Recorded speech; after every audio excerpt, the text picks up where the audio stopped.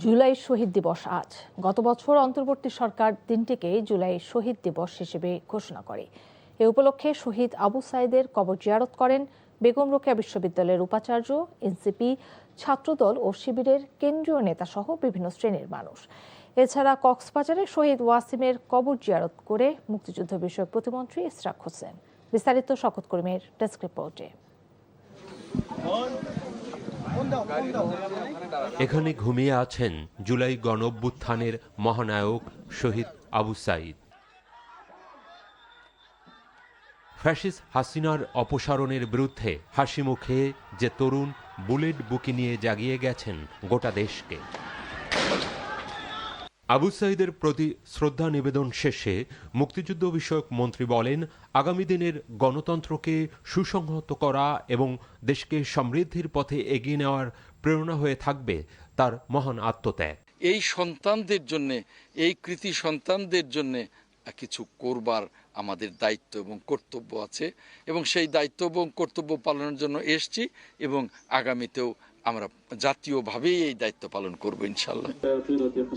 বিশ্ববিদ্যালয়ের শিক্ষক শিক্ষার্থীদের নিয়ে পীরগঞ্জে নিভৃত পল্লী বাবুনপুরে শহীদ আবু সাঈদের কবর জিয়ারত ও সাঈদের স্বজনদের সাথে মত বিনিময় করেন রংপুর বেগম রোকেয়া বিশ্ববিদ্যালয়ের উপাচার্য অধ্যাপক ডক্টর শওকত আলী। ফুলেল শ্রদ্ধা জানান এনসিবির আহ্বায়ক ও বিরোধী দলীয় চিফ হুইপ নাহিদ ইসলাম সহ দলের কেন্দ্রীয় নেতারা। কথা বলেন আবু সাঈদের গর্বিত স্বজনদের সাথেও। শেখ হাসিনাকে ফাঁসির দণ্ড দেওয়া হয়েছে এবং আমরা আশা করব সরকার দ্রুত সময়ের মধ্যে শেখ হাসিনাকে দেশে এনে ফাঁসির রায় কার্যকর করবে এবং অন্য সকল যে মামলার রায় আসে দ্রুত সময়ের মধ্যে সেই মামলার রায় প্রদান করে, রায় কার্যকর করে যারা জুলাই গণ অভ্যুত্থানে বিপ্লবে ভিকটিম রয়েছে, যে শহীদ পরিবাররা রয়েছে, তারা ন্যায় বিচার পাবে।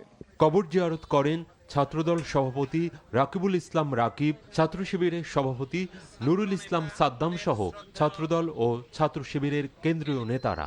তাদের কণ্ঠে উঠে আসে আবু সাঈদের স্বপ্ন বাস্তবায়নের অঙ্গীকার। এদিকে কক্সবাজারে শহীদ ওয়াসিমের কবর জিয়ারত করে মুক্তিযুদ্ধ বিষয়ক প্রতিমন্ত্রী ইশরাক হোসেন বলেন, জুলাই গণহত্যাকারী ও নির্দেশদাতাদের বিচার নিশ্চিত করতে কাজ করছে সরকার। বিগত ফ্যাসিবাদী খুনি হাসিনার সময় সকল হত্যাকাণ্ডের সাথে যারা জড়িত সকলের বিচার হোক, এটা আমি মনে প্রাণে চাই এবং আমি এটার জন্য কাজ করে যাব। আবু সাঈদ ওয়াসিমের মতো জুলাই শহীদদের নতুন বাংলাদেশ গড়ার আত্মত্যাগ যেন বৃথা না যায়, এমনটাই চাওয়া সবার। শওকত করিম, এনটিভি নিউজ ডেস্ক।